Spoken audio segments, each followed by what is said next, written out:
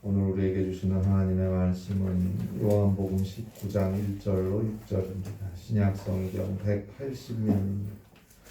요한복음 19장 1절로 6절입니다. 신약성경 180페이지입니다. 요한복음 19장 1절부터 6절입니다.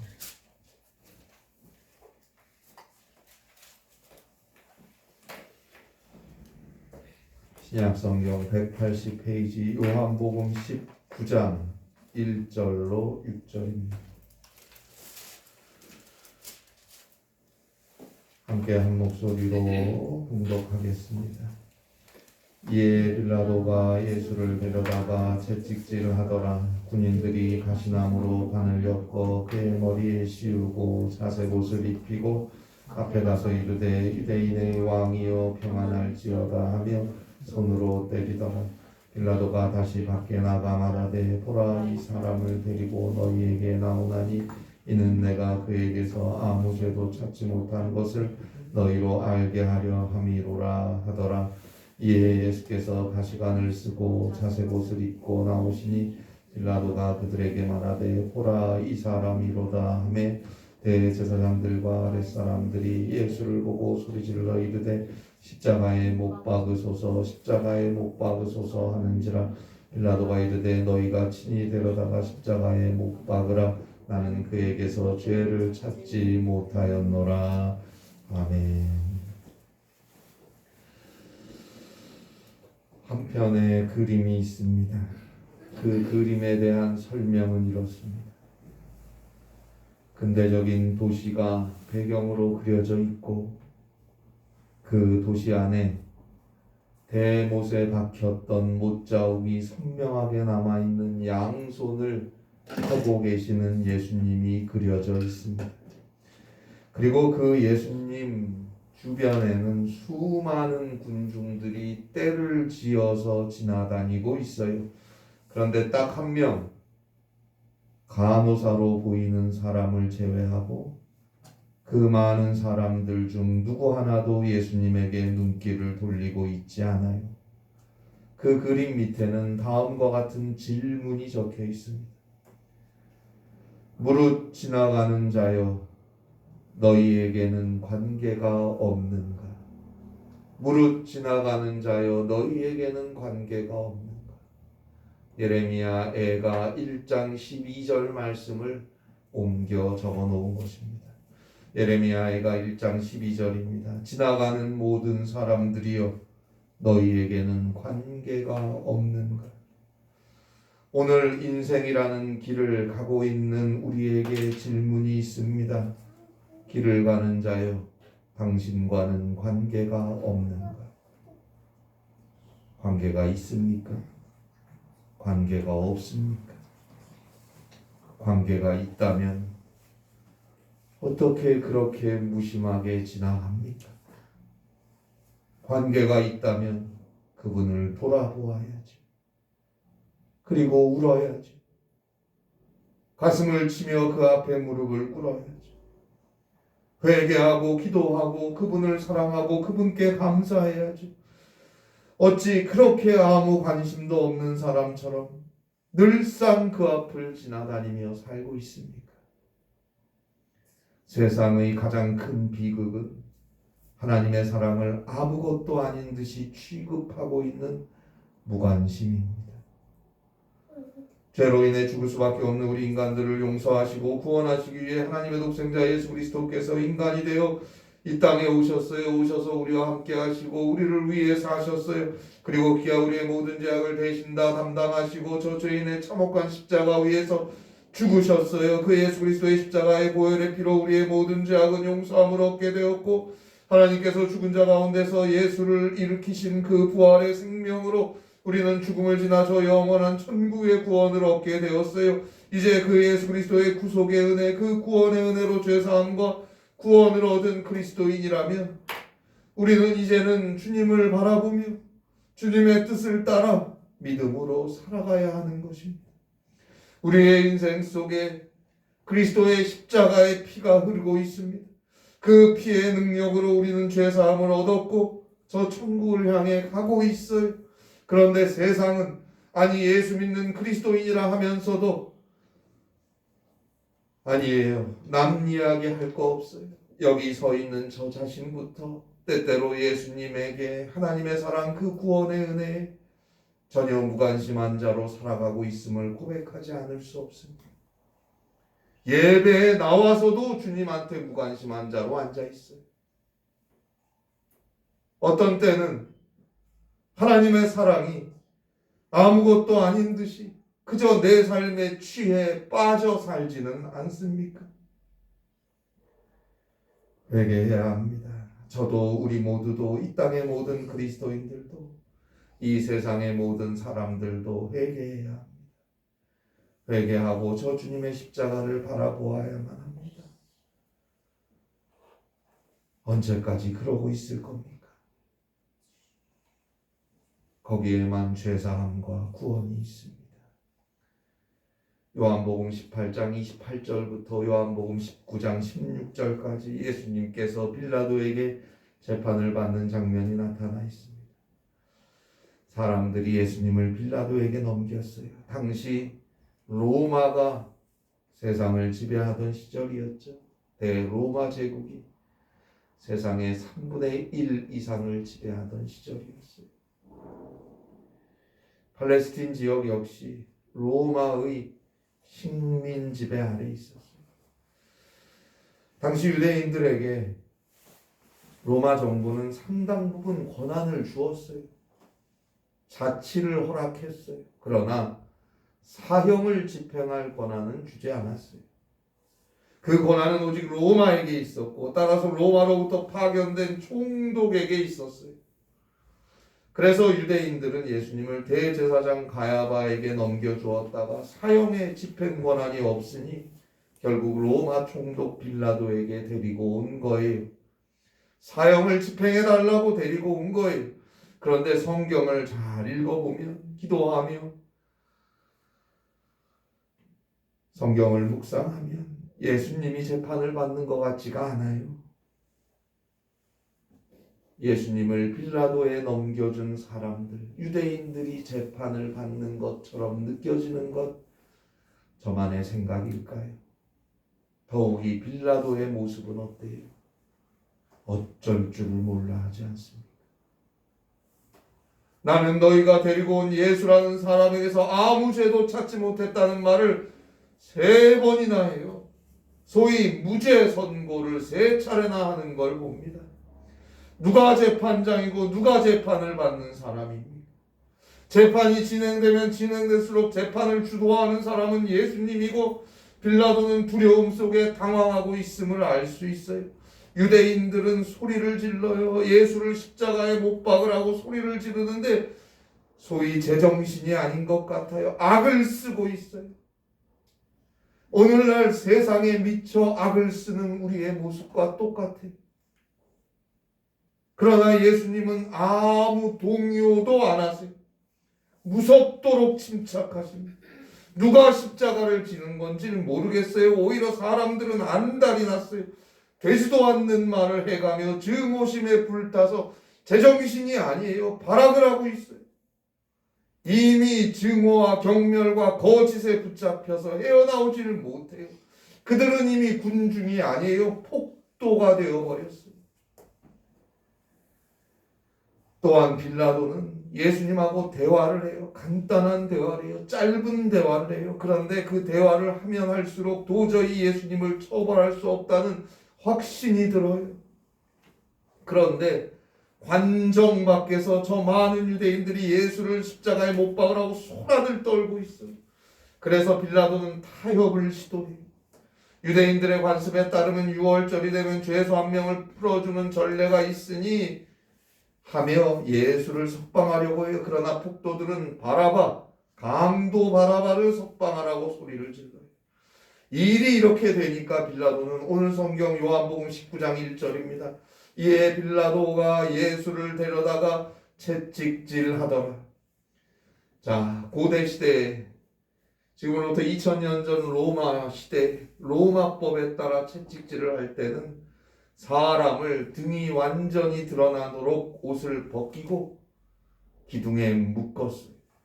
그리고 긴 가죽끈으로 된 채찍으로 매질을 하는데 그 채찍에는 알 모양을 하고 있는 납덩어리가 붙어 있었고 뾰족한 뼈가 채찍 곳곳에 박혀 있었어요. 그 채찍질을 당하면 사람 등가죽이 찢겨져 나갔다고 해요. 그야말로 등가죽을 벗겨버리는 채찍인 거예요. 유대 역사학자였던 요세푸스의 유대 전쟁사에 보면 그 채찍질은 너무너무 끔찍하고 혹독하고 지독해서 그 채찍질 후에 의식이 있는 사람은 거의 없었다고 해요. 실제로 채찍질 중에 죽는 사람도 많았고 살아있어도 의식이 있어도 거의 반실신 상태 그런 경우가 대부분이었다고요. 거품을 물고 정신을 못 차리고 이상한 소리를 중얼거리거나 알 수도 없는 말을 소리를 지르거나 그러는 경우가 대부분이었다고요. 거의 다 그랬다고요. 안 그런 경우가 없었다고요. 그러한 채찍질을 예수님이 당하신 거예요. 그리고 2절에 보니까 군인들이 가시나무 관을 엮어서 그의 머리에 과시관을 씌우고 자색옷을 입히고 가시나무관 그 가시들이 머리를 찔러서 피가 흘러요. 계속 흘러요. 그런데 자색옷을 입혔어요. 왕의 옷의 색깔이죠. 보라색 자색옷을 입혔어요. 유대인들이 예수를 빌라도에게 넘겨주면서 예수가 유대인의 왕이라고 한다는 죄목을 붙여서 넘겨주었으니까 빌라도가 예수에게 자색옷을 입힌 거예요. 그리고 3절이죠. 앞에 가서 이르되 유대인의 왕이여 평안할지어다 하며 손으로 때리더라. 예수님을 손으로 때리는 거예요. 조롱하며 때리는 거예요. 유대인의 왕이여 네가 왕이라며 평안할지어다 하며 때려요. 여기까지 빌라도는 여전히 예수님을 경멸하고 있었어요. 네가 유대인의 왕이라고 하면서 손찌검을 해요. 그러나 동시에 빌라도는 예수님은 죄가 없다는 것을 이미 강하게 느끼고 있었어요. 그래서 이런 거예요. 그래도 같은 민족 아니에요? 저 유대인들하고. 그런데 로마 총독인 점령국가 로마의 총독인 자신에게서 이렇게 비참하게 채찍질 당하고 능욕당하고 손찌검 당하는 모습을 보면 유대인들이 예수를 동정하겠지. 그럼 저들이 동정하는 마음을 이용해서 예수를 풀어줘야겠다는 생각으로 이제 예수를 관정 밖으로 불러내서 유대인들 앞에 세우려고 합니다. 채찍질 당하고 가시관을 쓰고 능욕당하고 자색옷을 입은 예수가 폭도가 되어버린 유다 군중들 앞에 서는 시간이에요. 그들을 향해 빌라도가 소리를 질러요. 오늘 성경 요한복음 19장 5절 마지막 부분이죠. 보라 이 사람이로다. 보라 이 사람이로다. Behold this man. ec homo. 이 사람을 보라. 빌라도의 의도는 보라 이 가련하고 상처받고 피 흘리고 있는 이 사람을 좀 보라. 이 비참함을 이 고통스럽고 불쌍한 모습을 같은 농포가 이렇게 처절한 아픔으로 서 있는데 그런데도 너희는 결국 이 사람을 내가 풀어주겠다는데도 기었고 죽여야 하겠느냐? 그런 뜻으로 보라 이 사람이로다. 빌라도가 소리를 친 건데 빌라도의 마음은 절반 정도는 경멸의 마음으로 또 그래도 동정심을 불러일으켜서 풀어주려던 의도로 소리를 친 건데 자 보세요. 빌라도의 마음에 알 수 없는 예수를 향한 경이로움과 탄식이 쏟아나고 있어요. 그래서 아마도 보라 이 사람이로다. 에크호모 이 선언은 매우 떨렸을 것입니다. 왜요? 그 무시무시한 모진 채찍질에도 이처럼 온전한 정신으로 서 있는 사람을 본 적도 없고 들은 적도 없거든요. 그리고 말을 안 해요. 한마디도 안 해요. 그냥 다 견디고 있어요. 그것도 온전한 정신으로 말입니다. 그렇게 걸어 나오시는 모습을 보면서 빌라도는 말할 수 없는 감탄을 느꼈을 거예요. 폭도들은 예수님의 모습을 보고 더 바라 그래요. 동정심을 느끼기 위해 하기 위한 빌라도의 의도는 아랑곳 없이 오히려 더 바라 그래요. 십자가에 못 박으라, 십자가에 못 박으라, 더 크게 소리를 질러요. 그런데 빌라도는 이제는 더 이상 정말 못하겠어요. 예수님이 정말 두렵기까지. 그래서 오늘 성경 요한복음 19장 6절 마지막에 보니까 이렇게 얘기하잖아요. 야, 너희가 그냥 데려다가 십자가에 못 박든지 마음대로 해. 나는 그에게서 죄를 찾지 못하였노라. 너네 마음대로 해. 나는 죄를 못 찾았기 때문에 사형 선고를 할 수 없다.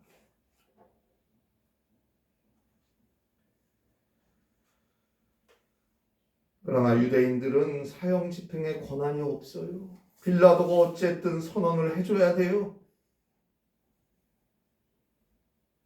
끝내 계속되는 폭도들의 소란과 선동, 폭동을 견디지 못하고 빌라도는 결국은 예수님에게 십자가의 형을 선고하고 폭도들에게 예수님을 넘겨주었습니다. 빌라도는 끝내 예수님을 선택하지 못했어요. 여러분, 타협이라는 건 때론 우리에게 유익한 지혜로운 삶의 방법이 됩니다. 그런데요, 예수를 믿을 것인가에 관한 문제에는 타협은 없습니다. 예수님을 받아들일 것인가 거부할 것인가는 내가 스스로 결정하는 문제인 거예요. 예수님을 위하든지 예수님을 적대시하든지 거기엔 타협의 여지가 없어요. 예수님에 관한 우리의 믿음에 적당한 타협은 있을 수가 없어요. 빌라도는 어떻게든 타협해 보려고 했어요. 6월절에 죄수 한 명 풀어주는 것으로 타협을 시도했고 또 무시무시한 채찍질을 함으로써 십자가를 대신해 보려고 타협을 시도했고 어떻게든 저 유대인들, 저 폭도들에게 동정심을 일으키고 저들을 설득해서 예수를 풀어주려고 타협을 시도했으나 끝내 실패하고 말았어요. 처음부터 타협할 수 없는 걸 가지고 타협하려고 했기 때문에 실패할 수밖에 없는 거예요. 오늘 우리에게도 주를 믿는 그리스도인들인 우리에게도 때로는 신앙적 용기가 필요해요. 적어도 예수님을 위한 일엔 타협을 생각하지 않고 선택하고 결단할 수 있는 용기가 필요해요. 그렇지 않고 자꾸 주님을 위한 일에 예수 믿는 일에 타협을 시도하면 그 믿음의 길은 오히려 더 어려워집니다.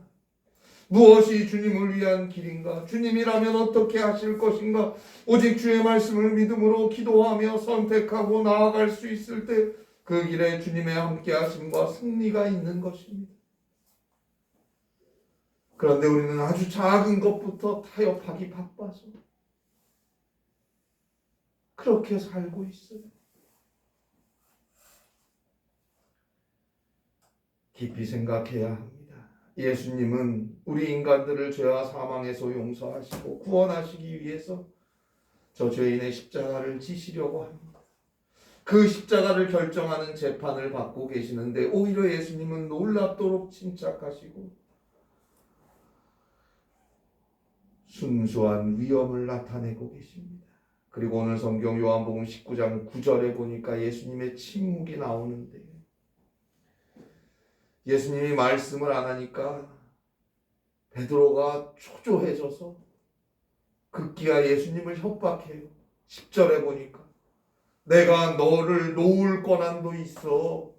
내가 너를 십자가에 못 박을 권한도 있어. 그거 너가 모르냐?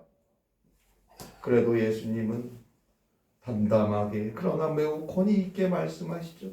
하나님께서 권한을 주시지 않으면 빌라도 당신에게 아무 권한도 없었을 것이다.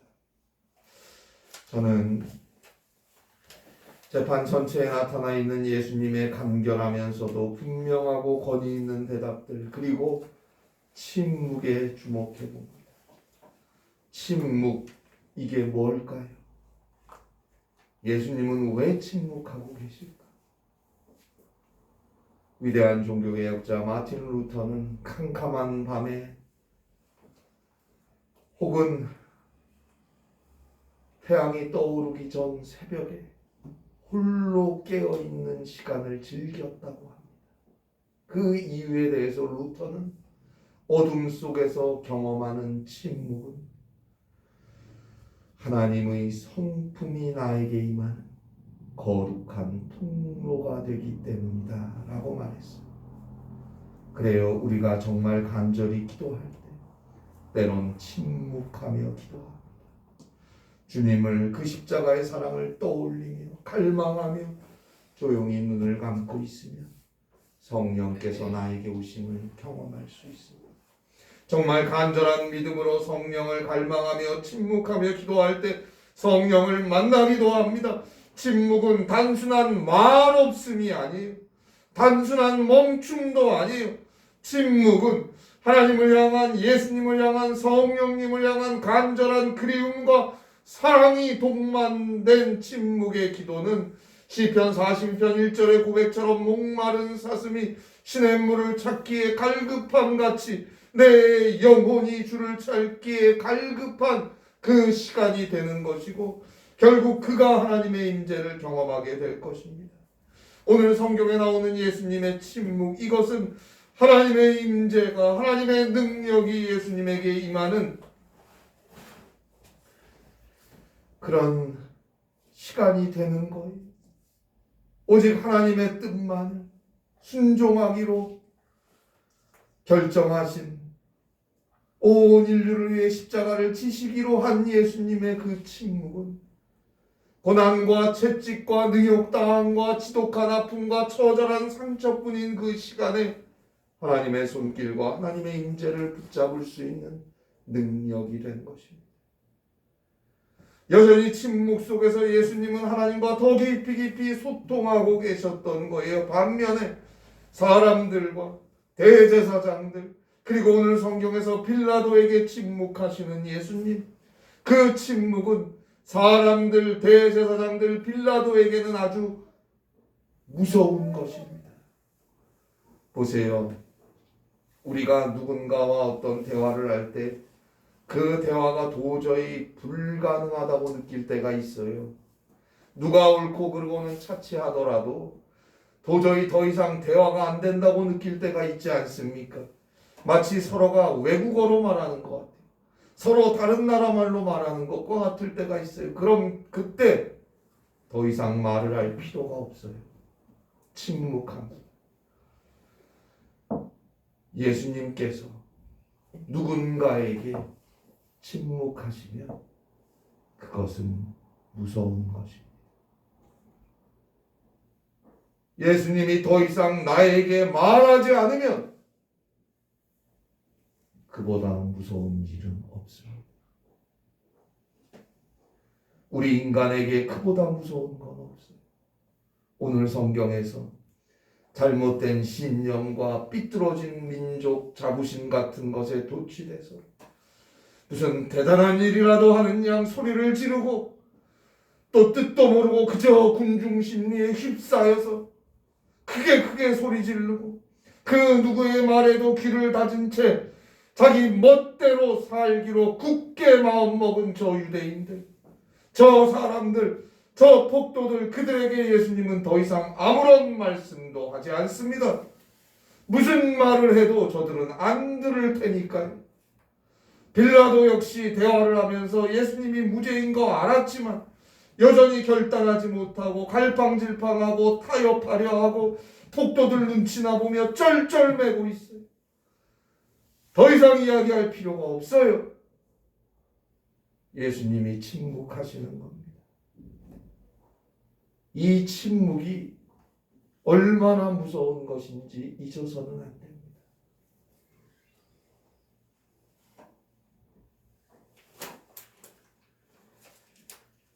우리는 하나님 앞에 늘 귀와 마음의 문을 열고 잠잠히 하나님을 바라보며 조용히 그리스도의 십자가를 깊이 생각하며 기도할 것입니다.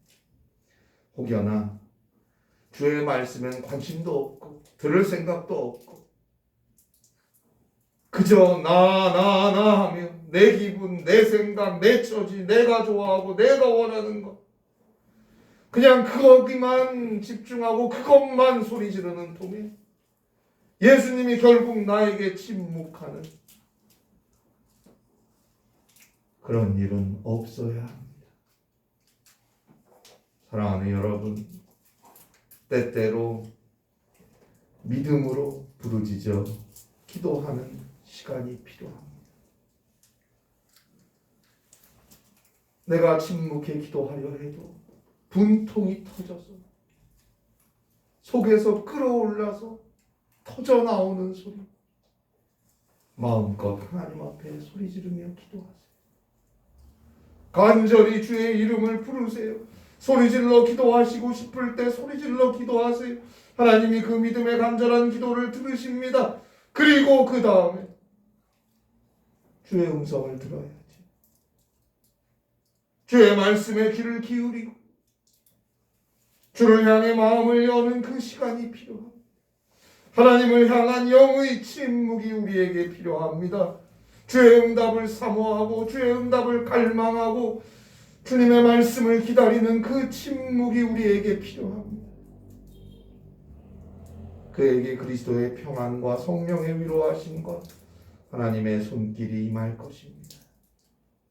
오늘 성경에서 빌라도는 결국 예수님을 폭도들에게 내어주고 말았어요. 그는 이미 예수님이 죄가 없음을 알았어요. 더 나아가서 예수님은 보통 사람이 아니라는 것도 그는 알았어요. 그러나 실패하고 말았어요. 자, 오늘 성경 요한복음 19장 5절 마지막이죠. 보라 이 사람이로다. 보라 이 사람이로다. 헬라어로는 이두 호 안트로포스입니다. 호 안트로포스. 이 사람이로다. 이 말은 보라 이 하늘 같은 사람을, 보라 이렇게 완전한 사람,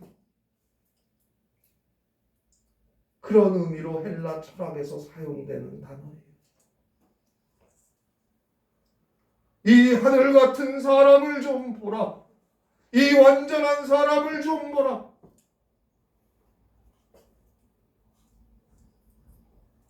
빌라도 입에서 나온 고백이 우리 인간을 죄와 사망에서 구원하시는 우리 구주 되시는 하나님의 아들 예수 그리스도를 보세요.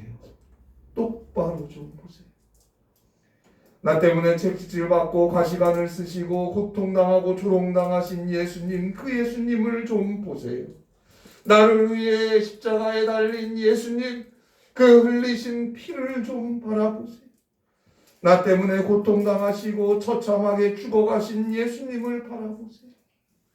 그리고 이제 나를 위해 손 내미시는 그 사랑의 손길을 제발 좀 부미로 사세요.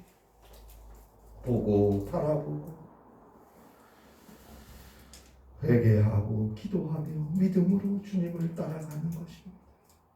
그렇게 주를 따라갈 때 그 길에 승리가 있는 것입니다. 보라 이 사람이로다. 우리에게 오늘 말씀하고 있습니다. 보라 이 사람이로다. 기도하시겠습니다. 하나님 아버지, 주님을 믿노라 하면서도 나의 시선은 언제나 세상, 사람들, 가족들, 일, 이것저것에 가 있느라 주님을 향해는 간 적이 없습니다. 주여 불쌍히 여기시고 용서하여 주시옵소서.